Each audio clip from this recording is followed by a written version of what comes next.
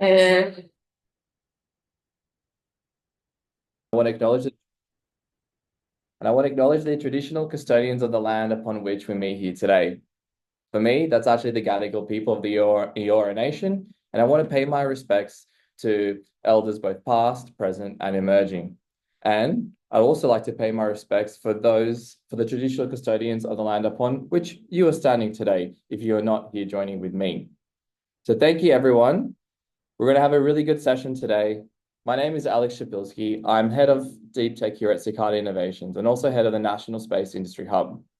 Cicada is the flagship home of deep tech for the last 25 years, helping Australian deep tech companies grow and get to market, and has also been home to the National Space Industry Hub for the last 4 years, where we've been focused on building the space and aerospace economy here in Australia.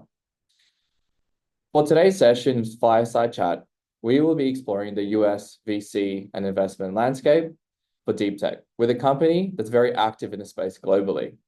So with that, I'd like to welcome Warren Hui, General Partner of Asia Pacific at Type 1 Ventures.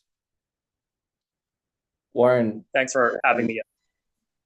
Thank you so much, Warren, for joining us. You have a really interesting journey that's landed you to where you are today, from being a founder yourself to working in investment and then making your way to VC. So I guess, can we hear a little bit more about your journey and what got you to deep tech, to being that deep tech investor here today? Yeah, sure. Happy to give a quick introduction. So I was actually raised in Australia. I was born in Sydney, West Epping. Um, Early on, my father was an electrical engineer. He always came back home with his builds of bridges, of piping systems. So early on, I was exposed to, engineering. I had a fascination with science fiction. I grew up reading a lot of books. My favorite movies were Star Wars, like Terminator, anything that was science fiction. So I kind of had that upbringing as I was growing up. And when I was in middle school, I moved back to Hong Kong through reading, through watching more science fiction. I also got into coding. So at 15 years old, I started my first startup. It was a travel blogging platform that could automatically translate your blogs. So the idea for that was, if you wanted to travel to a new country, let's say Japan, you could go on the platform, read blogs about Japan by the local bloggers, and it would translate it all into English if that was your language. We raised a few $1 million. It ultimately failed. And then I went to college. And then college, I went to USC in LA. I actually met one of our other co-founders and general partners at Type 1. We were the same year at USC. I studied business and film. So business was always, very interesting to me, entrepreneurship, business. And then film was sort of the passion from when I was young, watching a lot of movies. And then after college, I did 6 years in Morgan Stanley. At that time, investment banking seemed like the hottest job to get into and the hardest one. And a lot of the kids in our business school kind of tried to get into investment banking. So that's what I did as well. I did a lot of IPO and M&As across Asia. It was a great learning experience. I raised a lot of capital. I worked with some of the largest corporations across Asia, across many regions and countries. And then 5 years ago, I started my first fund at Soul Ventures. It was a consumer tech fund. We raised $25 million. It was a really small first-time fund. We invested a lot into the really hard to get into deals at the time. And one of our breakout winners was Reddit. So that ultimately went IPO. And then 3 years ago, had a conversation with Abdul, who I was friends with from college. He told me that since you've been investing for a while and we really want to build out Type 1, we need you to be on board. So that's when I joined Type 1. I've been growing the firm alongside the other partners, and we're extremely focused on deep tech. That was always in our DNA, and here I am today, leading all our initiatives and investments for Type 1.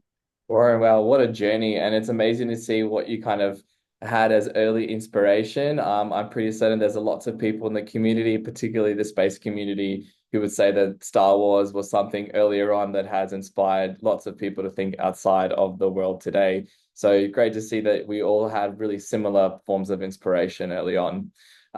If we now switch gear, I guess, you're at Type 1 Ventures now. A really interesting name as well. I'm really excited. What is Type 1 Ventures? Who are they? Why does it even exist in the first place? Yeah, so 5 years ago, Tarek, the original partner that founded it, he named it after the Kardashev scale. So, like the Type 1 is basically a scientific measurement of how advanced humanity is as a civilization. So, I think currently we're around 0.75 on the Kardashev scale. So, if we hit Type 1 as a civilization, it means that we can fully utilize energy sources efficiently on this earth. It means we're very technologically progressive as a species, and ultimately we will become like an intergalactic species as well. So that was kind of how the idea and name came about for Type 1 Ventures.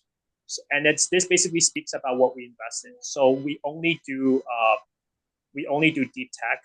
That has always been what we focus on. So any founders that had a very deep technological breakthrough, a lot of R&D, a long time studying the field they were trying to make a breakthrough in, this was what we have always invested in. And the first really major focus for Type 1 when it first started out was space. So we've invested in a lot of the major space companies, predominantly in the US now. They've grown a lot, they've become major unicorns. But at the time, we seeded a lot of the space companies in the US. And then obviously, throughout deep tech, you have other pockets. So we did a lot in AI, which is my specialty. So I've been focused on AI for many years now. All stages of AI from like seed to like growth. And then also we did robotics, chips, new materials, energy, anything within the deep tech pockets. And we've actually grown the firm a lot. So we currently have 6 global offices. We manage around $1.5 billion. And we have both early stage funds and we have late stage funds as well. And that's kind of what Type 1 Ventures is as a firm. And so I guess you kind of mentioned early stage and late stage as well. Just like for the audience, when you're deploying capital in the early stage, what's that typical fund allocation that you're working with? And especially if you can kind of break it down into, the seed, pre-seed versus the more series A's and B's. How's that kind of breakdown looking? Yeah, as a firm, I would say we both treat early stage and growth as one thesis. I think a lot of firms break it down into multiple stages, but for us, we are very research driven. So if we put a lot of time researching and backing companies in early stage, it informs us of what we should be continuously backing or supporting in the growth stage. And that's how we view it as a firm. In terms of dollar amounts, obviously growth would, I think, account for like 70% of our AUM, given how big the ticket sizes are. But for the pre-seed and the seeds, we are typically writing 100,000 US dollars all the way to like $1 million, $2 million for the pre-seeds and seeds. And when they kind of graduate and go into the Series A, we either follow on or we do larger tickets, like anywhere from $1 million to like $5 million. And then when you go to growth, obviously you're talking anywhere from like $5 million to like a few $100 million, depending on the company valuation and size. So for myself, I work across all stages, and I feel that because I've been meeting all the pre-seed and seed companies, I kind of know what to do in the growth stage as well because they're all interconnected, and it's like one ecosystem, basically. Wow. What I'm kind of hearing, which is quite amazing, is that as an investor, when you kind of come along for the ride with the company, you really come along for the ride. You start early and you're there for not just the next round and the next stage, but actually there all the way through to the growth phase as well. So that's quite cool to hear. I guess, the best way that we really kind of dive deep into the investment ethics and I guess the ethos around how you look at companies and want to partner with companies. Let's kind of talk through a couple of examples. Do you have a few you can talk to, like what's been a really good, this is a pure type one ventures type investment versus, I guess, some that maybe weren't that case? Yeah, I think one of the most interesting companies we've backed is OpenAI. So we were in since the second round. At the time, the valuation was massive. It was like in the tens of billions of dollars. What was very interesting at the time was everyone started to put more capital and time and efforts into AI because as an industry, we were realizing that AI was basically the next era of technology, right? We had the internet age, we had the mobile age, and AI was the new age that everyone seemed very excited about. And what was fascinating was there was actually a thesis that AI would possibly would be the largest and most significant age of any technological breakthrough in human civilization. And that's why I think nowadays you see so many people continuously invest in AI, which is correct because the breakthrough is so huge. But back to us as a firm, we were asking ourselves, if we had like tens of millions of dollars, $100 million, how would we allocate that in AI? I mean, the research has been there for 50 years. There has been many attempts at AIs, at different architectures and different models. Why is it now that we have to focus down and pick the winners, right? I think like 4 or 5 years ago, it was apparent that there would be winners coming out in this AI race for the best models, the best companies. So we looked at a bunch of companies. We talked to a lot of founders, and we felt that OpenAI not only had the best research team at the time, like a top 5 research team, but they had a vision to commercialize AI, I think, in the right way. Where I think AI companies in the past or research labs in the past, the biggest barrier they always had was commercialization. They would have some really good ideas, some really good tech, but they would never figure out how to monetize it properly. And with OpenAI's ChatGPT at the time, we felt like this could be the product that the normal average user would get excited about. Like it would be on your iPhone, it would be on your desktop. Everyone would start using AI. And before that point in time, AI was more like a research lab project. You had research papers, you had really brilliant like scientists, but the normal person would not be interested or excited because they couldn't touch that product. And we felt like OpenAI was the company to do that. And then our thesis further expanded. We knew OpenAI was going to be one of the biggest players. We also went and talked to more founders, and we thought that there won't be only one major company that came up with the best models. There would probably be a handful. So we went ahead and did others like Anthropic, XAI. But OpenAI was still the most fascinating to us because it has become synonymous with AI. Like if you ask the normal children or like your grandparents, ChatGPT is what they associate with AI. And not just technologically, we think that OpenAI did a brilliant job in branding and marketing. Whenever you have a technological product that's synonymous with the field, that's kind of when you know you're a winner. And we've been continuously investing in every round, and we found the growth. It's actually the fastest growing technology company in history in terms of revenue, in terms of hitting valuations, and we're super excited where it's heading, basically.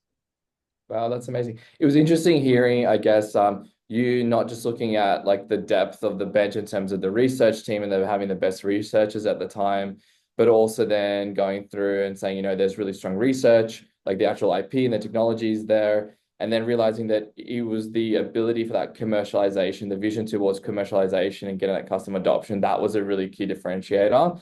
That's a really interesting kind of insight for a lot of founders to start really taking away in how to kind of not just be another technology company of X type in the space and really showing how you can differentiate in that space. I agree definitely where we saw, a Google-esque user interface changed the game, which meant that custom adoption was much easier. And is that one of the main traction points that you look at as well when you kind of talk about the commercialization journey?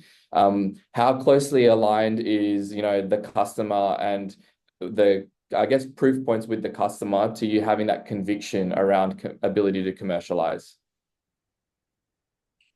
Yeah, I think obviously as a deep tech investor, one of the biggest challenges you have is how good the research is and how fast can they commercialize it. Because if you think about it, even if you had the best research team, you had the best scientists, if you don't commercialize it fast enough or you don't find a market fast enough, your company would die because you run out of money very fast. And that's the biggest problem we've seen with early stage deep tech companies because the R&D cycle is so long, because the capex is so high for you to make your first MVP or your product, and the jump to commercialization has to be there because ultimately you may not raise enough dollars to meet all your like capex needs, and that's a major difficulty deep tech founders find as opposed to other founders in other fields of technology, right? So for us, it's a very fine balance when we talk to pre-seed and seed. We want a brilliant idea, we want brilliant research, but we also want a team that can turn that research into revenue or ARR very quickly. Because if you're not hitting the milestones of like your ARR or your growth, you're ultimately not going to raise your next round.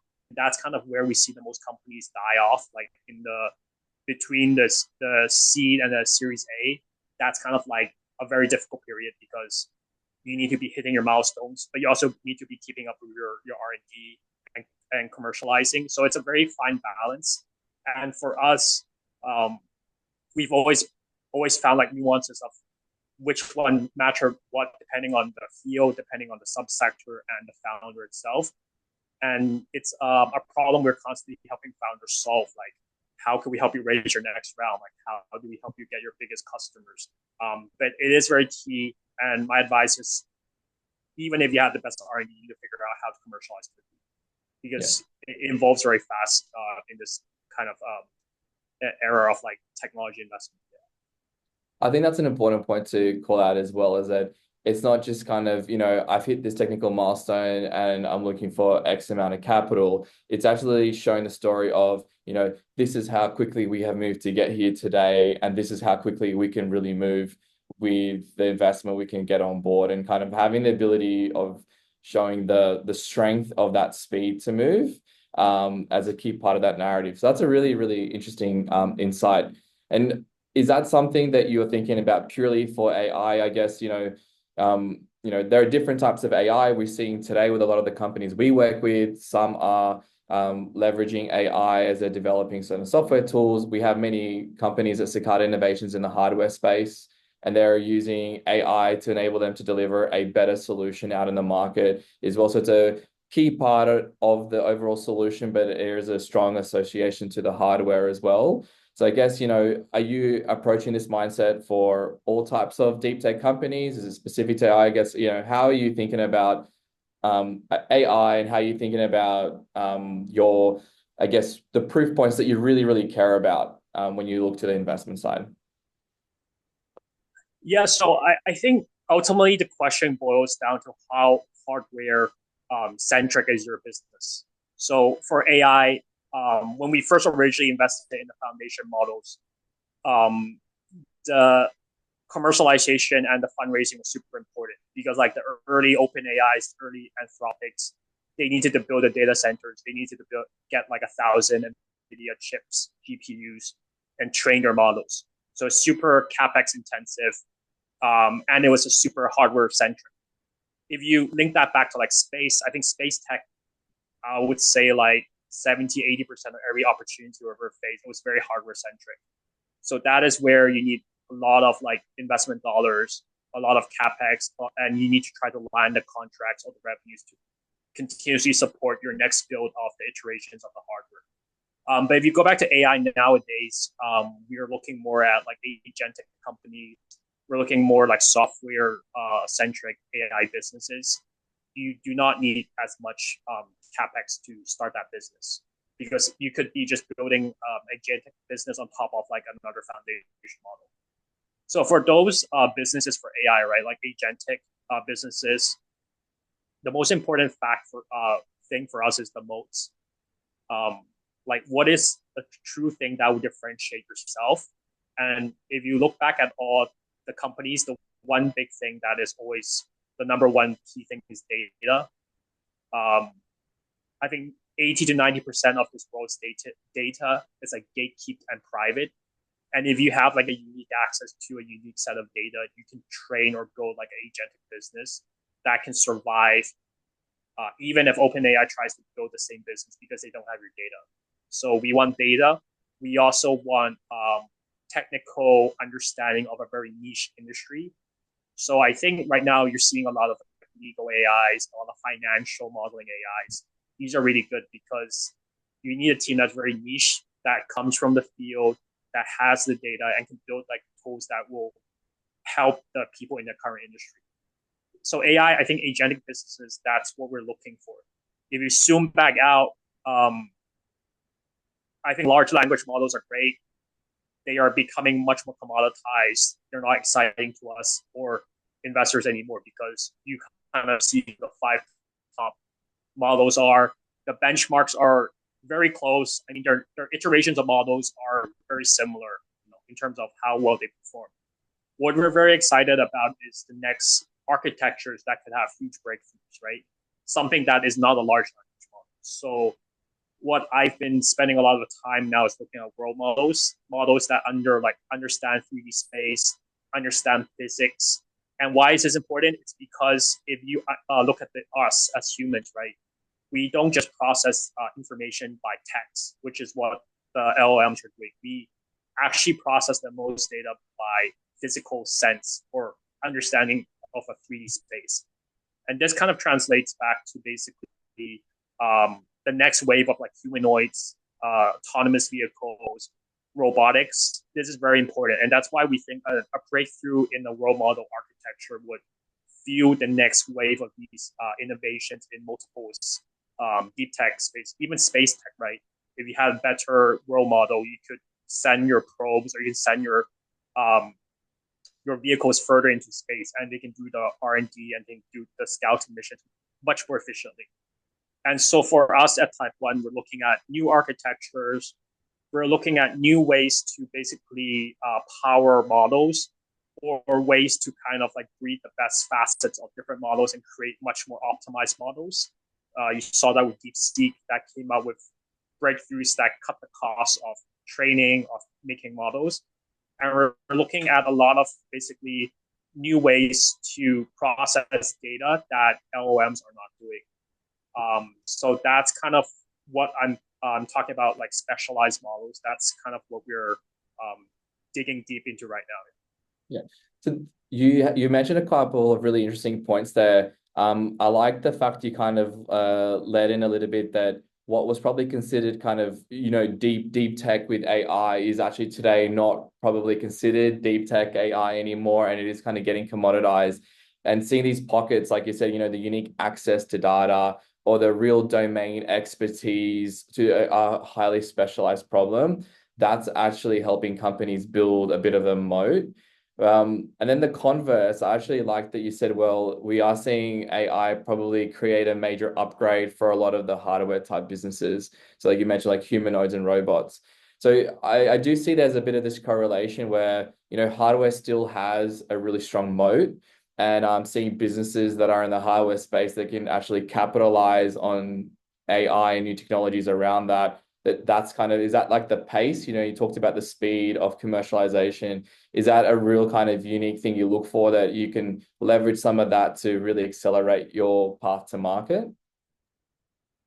Yeah, definitely. I'm seeing a lot of startups use AI to run like simulations, run physics tests on their hardware before they even manufacture the hardware. It definitely helps companies launch their MVP quicker. And I think as AI gets more advanced and as role models actually come online, we will see like the design cycles, the iterations of hardware businesses be much faster, and therefore the breakthroughs will be much larger and require less capital. So I'm seeing this affected like not only space companies, but humanoid companies, chip companies. They're all using AIs to simulate a lot of their manufacturing, their design, and their different processes.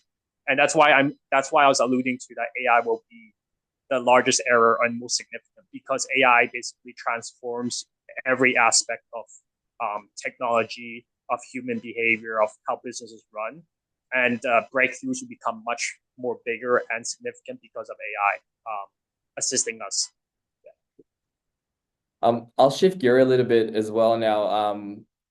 Talking about the deep tech market and deep tech landscape and how Type 1 Ventures looks at it. One of the key reasons, well, for us to chat today was also looking at from the market lens and looking at the US market. The US has always been a key customer for Australia and for Australian deep tech companies, both from a customer lens as well as for investment. But for obvious reasons and for a number of reasons, there's been a lot of volatility. How are you actually seeing some of this more recent volatility in the US impacting impacting investment in the funding landscape? Yeah, I think the current US policies and administration, it has a heavy focus obviously on deep tech and a lot on localizing manufacturing, production, and technologies. So what we're seeing is for US startups, obviously the deep tech space sector's AI, it's very beneficial. But for companies outside the US, now you have new policies, new budgets, new contracts that sort of favor a lot of the US startups. How are you going to break through and compete with these startups? I think it's founders outside the US need to figure out am I still going to go inside the US market? And if I'm a deep tech startup, how do I get into the market and still win contracts and still win customers and deliver our products if you were targeting the US market? And I found that founders that are more flexible, they can adapt faster. These founders will kind of thrive in this environment because politically the US is changing very rapidly. And as a result, the whole global tech landscape changes with it, right? And there's no secret that the US pockets of capital is still the deepest, right? You still want to raise from the US VCs. So you just have to kind of understand what's been changing and how you still tap into the resources or the markets that you want to kind of tackle as a startup. And how's that, there are two kind of lenses to take here. So I'll approach this from your lens, which is, as an investor, how are these kind of changes in market dynamics influencing how Type 1 Ventures is approaching investment, perhaps how it's investing, where it's investing, what are some of the changes that the current market conditions have led to? Yeah, it's actually made us much more aware of, what different parts of the government are trying to boost in terms of the deep tech sector, whether it's AI, space, it's defense. We as a firm have to get a greater understanding. We have to be talking to policymakers to understand where are they taking the policies next in relation to deep tech as a whole. So we've been understanding how AI is being influenced by the new policies, how space is. And as a result, as a firm, we have to be smarter and help our portfolios try and land the major contracts or help them land the major customers that we think will kind of grow alongside these policies. And that's what we've been actively doing, because as a VC firm, if you're investing in the most breakthrough technologies, you also have to understand what are the policies in certain geographies, and what is the capital that will follow these policies as well. And that's kind of how we help our founders continuously grow in their different series of fundraising, and also continuously thrive among the competitors as well. And you kind of mentioned policy as well. And, is this specific to US policy? Type 1 Ventures is a global investor. Are you thinking about this more broadly around policies in different regions as well? Yeah, we actually think about policies in all regions, right? Because ultimately countries are still competing for technology, the best research, the best breakthroughs, right? As a global investor, you have to balance out where you put the most dollars in, where are the founders kind of focused on? Because if, like, let's say the US has the best ecosystem for deep tech founders, a lot of founders will ultimately just move their whole company to the US, because they will raise the most capital, they will do the IPOs there, they will gain the most customers. So we are actively, as a global investor, in each region, reassessing where the opportunities are, where the best like talent is, and then what's the ultimate exit or the growth stage investments that we can do. And this shifts like every few years, and that's why we are like globally positioned. So we have local teams on the ground understanding what every country is doing in terms of like deep tech. That's a really interesting point, kind of with you tracking those kind of changes in dynamics. I think obviously what's happening in the US, there's always been a big focus there. What have been some of the other regions around the world that you've seen have had a lot of strong investment and I guess policy support for deep tech innovation? Yeah, I think early on, I think UK had a huge push for space tech.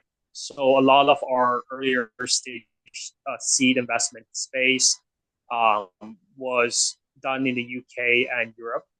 Um, their governments, their government bodies are pushing very hard for UK to be one of the top players in not only launches but space technology, satellite innovations, and that's a market we've been very active with, talking to policymakers, understanding the dynamics, and then across Asia, we think that Japan, historically very strong in like chips, robotics, and in this next era of AI, we think Japan will still have a huge edge in terms of making the best hardware chips and technological breakthroughs that we've been seeing over the last 30 years.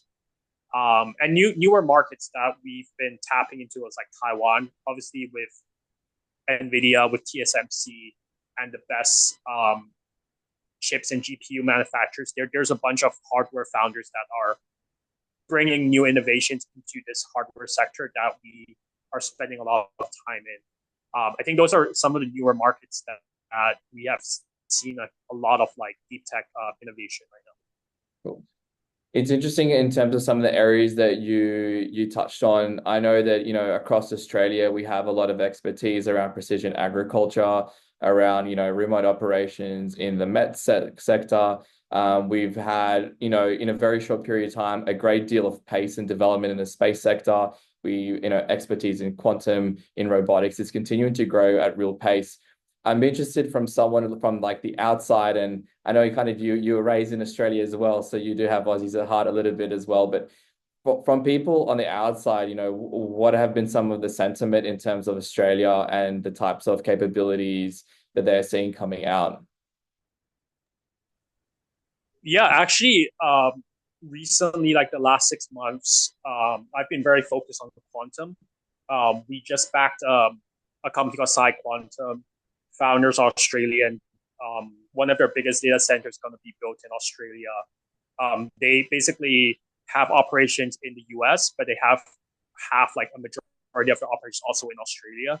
So we've been spending a lot of time, looking into quantum, and it was very obvious that the Australian government and the country was very focused on quantum. And we think basically quantum is going to be the next huge breakthrough. Like, I think AI is obviously going to be a 30-year super cycle of technological breakthroughs. And we see basically in the next 2 to 3 years, we're going to see quantum start commercializing. And we think that Sci Quantum, because of their massive data center in Australia, we will see like commercialization, like the first true commercialization of quantum in Australia. And that's very exciting. That's why we invested in this new round, basically. Cool. Awesome. Yeah, quantum is definitely a really big area of research and expertise in Australia, amongst many others. But it is amazing to see kind of when you look at the pace for a country of its size in terms of people, like the pace of development is pretty high as well. I guess kind of bringing it back to the day to day, and when you are looking at different founders and different deals globally, are you seeing international founders a little bit differently? Like, are you assessing them from a different lens? You mentioned the Sci Quantum deal and that they actually have a US presence. How important is that up front for you as well? Yeah, I think it's not a must to have a US presence, but if you were a founder from like Australia or other nations, if you can break into the US, it impresses a lot of VC firms because basically you're showing that among the best founders in the best funded nation, you can still break in and still be a leader. That is what like attracts a lot of VC investments into your firm. But as a global founder, as someone not in the US, non US, we look for founders that are very culturally aware, like of both their local market and global markets. Because ultimately, for deep tech, we we rarely see a startup that will really grow massively if they only stick to their local markets, right? Unless you are like a US startup and you just focus on the US, most startups need to focus on multiple markets, multiple customers across geographies to really thrive. And in today's like startup landscape, I would say like 99% of companies, they even in the early stages, they have multiple geographies they want to tackle first and gain like market share. And that's why when we looked at like founders from not just Australia but other parts of like Asia or Europe, we want founders that can learn and adapt fast to new markets. And as a VC firm, that's kind of where we come in. We have some of the largest LPs across geographies. We can make them your customers, but are you fast enough to adapt to their needs in their local markets? And that's kind of what we as Type 1 are very good at. We can bring you the biggest customers. We've landed some of the biggest companies, tech companies in the world. Their biggest contracts are the best customers.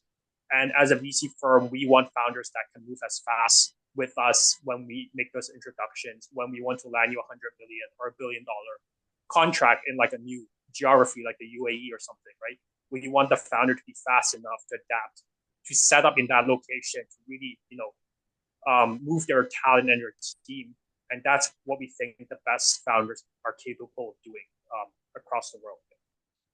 That's Warren, that's a really interesting point. I'm keen to kind of see from your perspective, how do you pick that up? Like, how do you see, oh, this is a founder that's culturally aware. This is a founding team that's got that adaptability to be able to shift and pick up new markets. Like, I can see very much why you want to have a team that can do that, but how are you actually being able to identify that when you're looking at working with companies and investing in them? I think it's very much like a personal way of like connecting. So when I invest in founders, I don't just do like the side visits, the diligence. I hang out with the founders, talk with them, you grab drinks, you have dinner. If you spend some like time just catching up with founders, it's very quickly you will understand kind of their thought process, what their view of the world is. It's a lot of personal nuances that you have to pick up.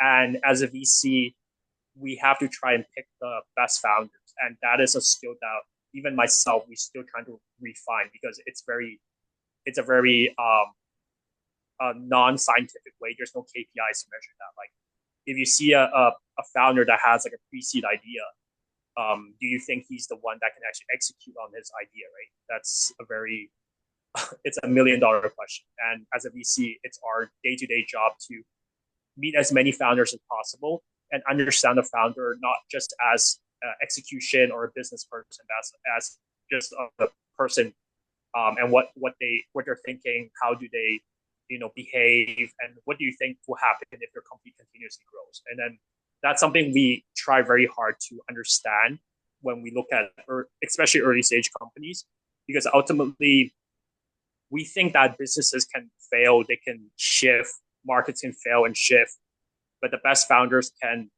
adapt as the markets come and go, right? And that's what we're trying to bet on as a VC. Cool. Very, very, very interesting. Thank you for the depth of that insight, Warren.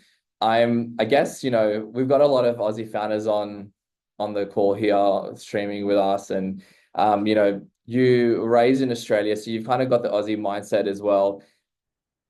You work for a US VC, so you kind of have a good understanding of, how US VCs think, what's a solid pitch, how does that kind of fun relationship and fun conversation need to go? So kind of, can you share some, tips, some tricks, and do's and don'ts. What are Aussie founders often missing from your experience, from what you're seeing? What are some of these nuggets of wisdom we can share so they can go away and when they look at, I'm going to do my next pitch to a US VC firm, this is actually how I know I need to do it. Yeah, I think the major differences, growing up in Australia and having lived in the US for many years during college, I think there's obviously a lot of cultural differences. And I think one of the most interesting thing, and I think this is only unique to like Silicon Valley and areas where there's a lot of like VCs and founders, is that they move very, very fast and they are very good at networking, right? Like you have AI founders networking with space founders. It's like people are constantly hustling, constantly trying to find talent, trying to recruit for their startups. And this kind of like mentality is quite rare in globally. The pace that they can be innovating at. And I think the one thing that Australian founders can learn is that why the US startups they bet so big and they move so fast is because they always have the mentality of like the US dream of making like the next start. Like startups are very supported in the US. And that's why founders can go very big into very crazy ideas. I think in other geographies, founders may feel put off because your idea is too big or too crazy. But as long as you kind of have like an R&D team or scientific proof that the idea could kind of work, I would say just go for it, because in the US, people are coming up with these crazy ideas. When I first heard, I'm like, wow, that's really crazy. That's like science fiction. But 5 years down the line, you're actually building a product. And that's kind of a mentality I would encourage like Australian founders to really grasp with. Like there is no idea that's crazy enough. With AI, with quantum, you could build anything, right?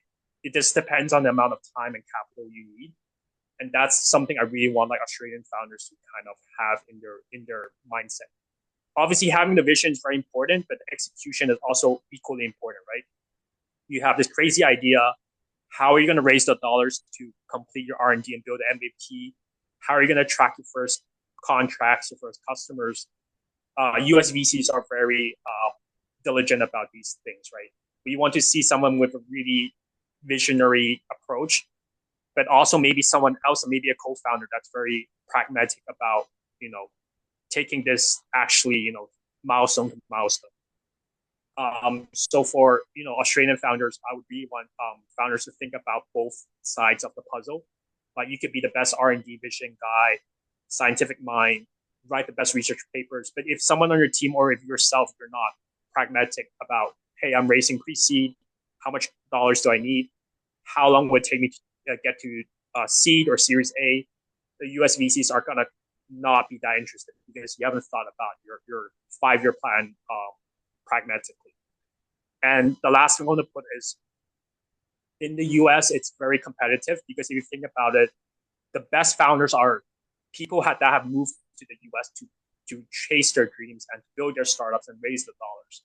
So for me, I'm meeting like a lot of US founders that are not from the US, right? They moved there during college or they moved there after college. And because they were so dedicated, they just moved there and started building a startup. So we kind of have to compete with that mentality. And if I can see a founder outside the US deliver on all that and still compete with those founders, then, it's very enticing for me to write a check into those companies. And I know that, for like customers and showing customer traction and these types of proof points is usually one of the most important kind of discussions throughout the pitch. How does that kind of translate for companies that, may have had proof points locally, but maybe not in a larger market, or or finding proof points outside of their local market, which you typically would see that you want to see that first traction in your home base before you see it overseas. So how's that kind of dynamic when you are looking at that lens and looking from an investment standpoint? Yeah, my advice would be, when you first start off, you have to focus on probably your local market and a very niche part of your local market. And if you can prove to me that you can dominate that market very quickly, then I would basically bet on you being able to shift to other markets and also build out a niche market. Like our early stage startup, the founders' only goal is to prove out their idea, to get into the most niche market that that idea applies to, and just try to build as much market share. And then as you raise more dollars, as you grow your team, you grow your product, you can shift to other markets and go to a broader, market, have a broader approach for your product. So my advice would be, if you're starting out in Australia, I want you to see you take up as much market share possible in your home base, right? If you can't even do that, then why am I going to write a check for you? Because you are there physically, you have the ideas, you have the technology. You should be grabbing market share as fast as possible, and that's kind of how you build winners in terms of like technology companies. And this is a really big challenge here in Australia because like the procurement appetite isn't very aggressive. There's not a lot of aptitude for risk in terms of procuring new technologies. When we have like larger players, and like space is a really good example. There are really mature companies, mature supply chains, really big internationals coming into Australia. We have a really strong community of SMEs developing new technologies. And we often hear the story of, the local Australian company didn't buy it, but when they went overseas to like, UAE, kind of Asia Pacific, are kind of our friendly neighbors, they've had that traction there. And so what does that then translate back when you kind of add the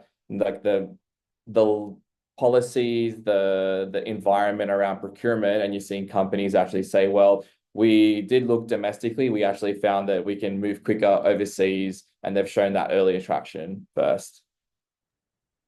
Yeah, that definitely shows a very deep understanding of your local market. And if you actually break into like the UAE and you secure your first large contract there, it's actually a huge plus to us because it shows that you took the initiative, you understood that your own local market was moving too slow, so you just shifted to a market closer to you that could basically give you the ARR and the growth that you needed to hit your next milestone. So we love founders. Like the best early stage founders we have been backing are exactly founders like this. They may have dominated, or they may have figured out their local market too small. They shifted to a market that's nearby, and they kind of grab market share and revenue there, and they continuously build upon that. So it basically shows that the founder is very cognizant of what is available resource wise or ARR wise in your local market. And if it's not big enough to hit their next round or milestone, they shift it to a market that they had confidence that could kind of, adopt or procure, their product. And these founders are the ones that will ultimately, I think, build the biggest companies globally, basically. I think that's actually such an important insight because, I think this is for all deep tech, not just like the space example we talked to, but where, if you don't have a strong enough domestic market, that actually, rather than it being a negative narrative to an investor that I couldn't secure domestic demand, but actually, if you can show that I've found another market outside of my local market and I've built traction there, that's actually the exact opposite. It's actually almost like a major advantage, and that you've proven your ability to be adaptable in other markets. So that's actually really powerful for Australian founders to kind of keep that narrative in mind, because I know that traditionally, showing that national backing has been something that many investors have looked for. So it's nice to see that there is a really different shift in lens when you can kind of build a narrative that way. And kind of building on that even some more, even outside of, like pitching and telling that narrative, you kind of need to be connected to be able to even have that opportunity to pitch in the first place. For those international founders, for the ones in Australia, and thinking about, I want to be able to build relationships, I want to be able to get these opportunities in the US. Those that aren't based there, like are there any recommendations you can offer for how they can start building those relationships today from here in Australia? Yeah, I think even if you are not, traveling to the US, I think most of the top US VC firms, they have offices across Asia. I think a lot of them are basically in Singapore right now, Singapore, or other parts of Asia like Japan. And I think there are a lot of basically large tech summits or tech gatherings across the year.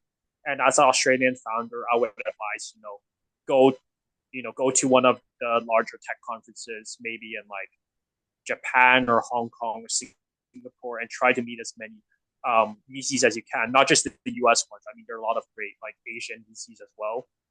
And then it's showing that initiative to go out to meet. And I would advise also to speak at these panels. Like if you have a deep understanding of space or AI, go speak at a panel. If I'm on a panel with a founder that impressed me, I'm definitely going to follow up and invest in their company. And I've been doing that for a lot of my conferences. Like when I'm talking about AI, the founder that I've never met next to me had a huge understanding of this part of AI that was very interesting. I just followed up, and then eventually that could lead to some investments.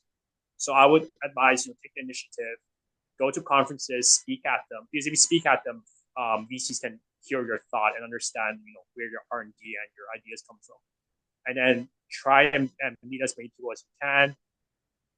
I mean, founders hit me up on LinkedIn all the time. If I see a good enough idea, I'm going to reply. Like I get hundreds of them every week, but sometimes there's that one deck or one idea that really sounds like it's going to break through. I will follow up and get my broader team to look deeper into that. So,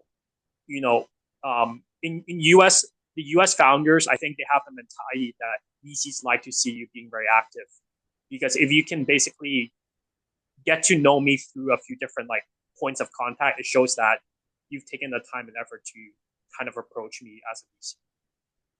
Right. So it's not just keeping your head down, developing that technology. It's actually showing that you are there, available and present in the market and want to participate in it. That's a really interesting insight. We are kind of getting to the wind up point. So I do want to kind of ask one last question. And, some of the things you've touched on actually has me thinking about, at the end of September, 29th of September to the 3rd of October, we have the International Astronautical Congress here. It's a major international event for the space and aerospace industry. We will have the whole world. I think we're talking about, kind of 10,000 attendees coming down to Sydney from all over the world, talking space and aerospace. So with a lot of kind of the discussion today, this is going to be a chance for a lot of the Australian founders. Some of them are exhibitors on the state stand. Some of them have their own pods. Some of them are just there to attend. How can they take advantage of the fact that people are coming to our own backyard for this next event? And I guess, we're talking weeks away now. Yeah, I think every time, whether Type 1 hosts an event or I attend a conference, I always kind of jot down what is the three major things I want to get out of it. Is it to meet the founders in spaces in areas that I'm building a thesis to invest in? Is it to talk to the government bodies to understand policies and drive the policymakers to help the space? Or is it to meet other VCs and share, think about the space together, right? Before you go to a conference, especially if there's 10,000 people, there's no way you can meet all 10,000 people. So you need to understand why you're going to that event. What is the top three things you want to get out of it? And then once you have the goals set in mind, you have to actively, achieve those goals. So for an event, if I was going to a very AI-centric event, I wanted to meet the best agentic startups. I would just actively, find the best agentic startups in that conference and just meet them all. And that's kind of my major goal for that conference. And I would tell founders have a major thought process and goal. Don't just attend events. If you keep attending events with thousands of people, you're not going to get anything out of it. And always be very proactive and very conscious of what you're doing at the event. Because ultimately for founders, whether you realize it or not, time is also one of the resources you need to utilize the best you can, right? And these events, they can either benefit you a lot or they can be a complete waste of time if you're not doing the things that you set out to do at the first place. I think that's really great advice for everyone on the call to actually take away that, with a big conference coming up, coming in prepared, clear objective, and really being focused on getting what you need out of it rather than just, hoping for the best. Warren, I can't thank you enough for your time. We've touched on a broad range of topics, some of the nuggets of wisdom from kind of really doubling down on the vision and being aggressive if you want to pitch to the US, because that's how they want to hear you coming to them, through to, you know, how you're seeing AI evolving when it comes to how you're thinking about investing in a business, not just in the software space, but also in the hardware space. How the geopolitical and I guess, you know, and other kind of impacting aspects around the volatility in the US has changed the way people are operating, but also at the same time, how partners and investors like Type 1 Ventures are actively working on helping create those opportunities for their portfolio. I think your comment around, you know, pace as a key component as an investor in the deep tech space looks for in the US, the ability for Australian founders to really push the fact that, you know, we are really adaptable to other markets because, you know, we may not have a strong enough domestic market here. So we are actually day one thinking about how can we adapt to as many markets as possible. It's nice to actually hear that that's an opportunity for us to really differentiate in the marketplace as well. And that's just a few that I kind of rattled out that I can remember without having the opportunity to write a lot of these kind of tips that you have mentioned. I want to thank you again, Warren. I want to thank the Type 1 Ventures team for taking the time to speak with the National Space Industry Hub and the Cicada Innovations community. Really look forward to catching up with you next time. Hopefully, if you're coming down to Sydney or Australia, you do let everyone know and you get a chance to meet some amazing Australian companies.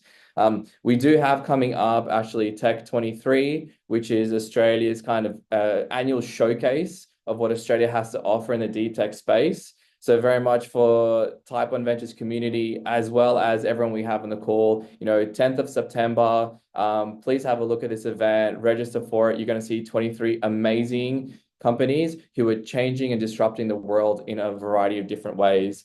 So with that, everyone, enjoy the rest of your afternoon. Thank you so much for your time. Warren, thank you so much again for your time. We look forward to continuing the conversation. Cheers. No problem. Bye, Thanks, everyone. everyone. Have a good day.